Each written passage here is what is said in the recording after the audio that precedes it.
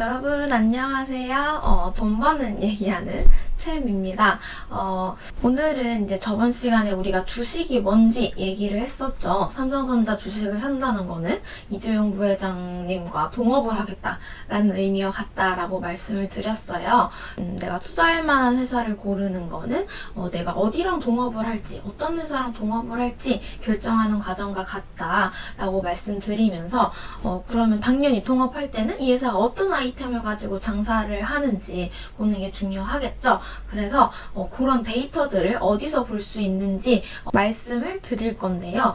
사업보고서라는 서류를 다트라는 사이트에서 확인을 하시면 되는데 문제가 있어요, 여러분. 내가 주식을 한 50만원, 100만원 정도 투자를 하려고 그럼 투자하기 전에 이런 거 데이터 봐야 된다니까 사업보고서를 읽으려고 들어가 보시잖아요. 그러면 기본적으로 이게 한 100페이지, 200페이지 정도 되는 서류예요. 우리 회사가 어떤 아이템을 가지고 영업을 하고 있고 돈은 뭐 어떻게 쓰고 있고 수입이 얼마였고 지출이 얼마였고 이런 것들을 다 기입하는 서류다 보니까 내용이 너무 방대해서 처음 투자하시는 분들은 아니 내가 이걸 어디서부터 어디까지 읽어야 돼? 이렇게 약간 당황을 하실 수가 있어요.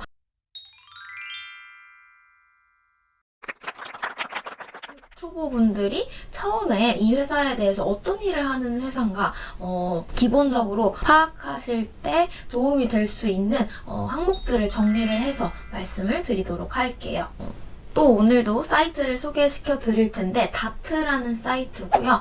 여기서 상장되어 있는 회사 그리고 상장되어 있지 않은 회사들도 이 회사들과 관련된 서류들 대중에 공표해야 하는 서류들을 다 이 사이트에서 확인을 하실 수가 있어요.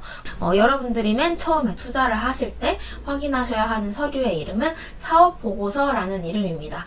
이건 1년에 4번 회사가 발표를 하고요. 3개월에 한 번씩 분기마다 발표를 한다라고 생각을 하시면 돼요. 다만 이제 발표하는 시기에 따라서 분기에 발표할 땐 분기보고서 그리고 6월에 반년 끝나고 발표를 할 땐 반기보고서라는 이름으로 불리고 1년 결산을 하고 나서는 사업보고서라는 이름으로 이제 발표를 하는데 처음에 이제 스터디 종목에 대해서 공부를 하실 때는 이름은 상관없고 가장 최신 사업보고서를 열어서 보시는 게 좋습니다.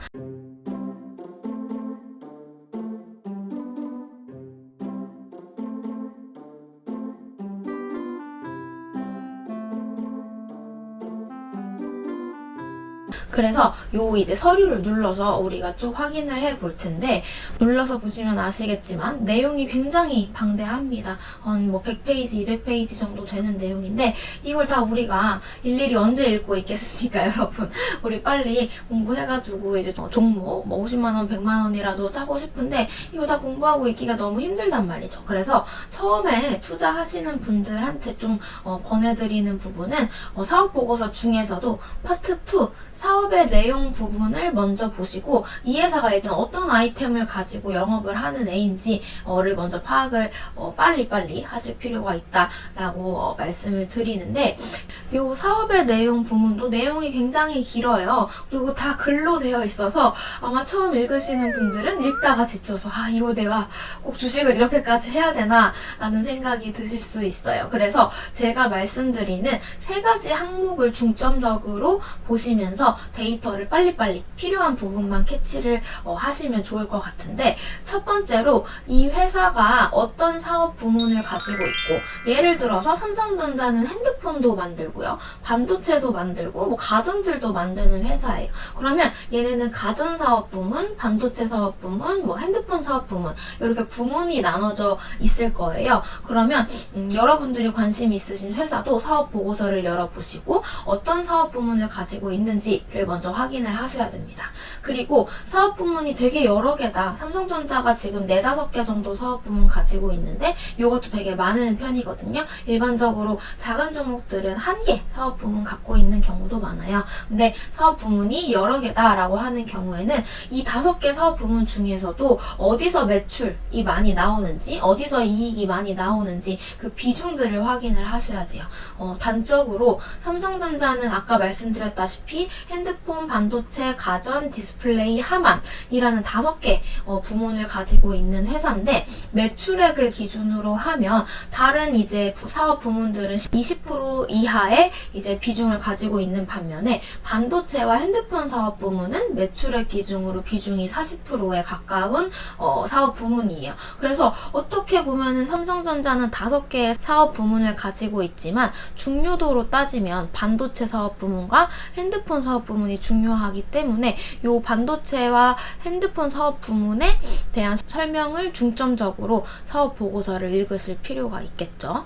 그래서 이렇게 회사의 사업 아이템 그리고 부문을 확인을 하시고, 두 번째로는 이 회사가 영위하고 있는 뭐 예를 들면 반도체 산업, 아니면 뭐 현대차를 예를 들면 자동차 산업 내에서 이 회사가 어느 정도의 입지를 갖고 있는지 확인을 하시는 게 좋습니다. 여기서 말하는 입지라는 건 간략하게 말씀드리면 자동차 시장이 독점 구조냐, 이 현대차만 자동차를 생산할 수 있는 환경이냐, 아니면 몇 개의 소수의 플레이어들이 있는 과점 구조이냐, 아니면 뭐 개나 소나 들어와서 다 자동차를 만들 수 있는 자유 경쟁 구조이냐, 이거를 좀 확인을 하시는 게 좋은데요. 요거는 이제 줄글로도 사업 보고서를 통해서 확인을 하실 수가 있고, 아니면 이렇게 막 설명이 좀 길어서 잘 내가 이해가 안 간다라고 하시면 사업 보고서에 점유율을 적어주는 경우가 있어요.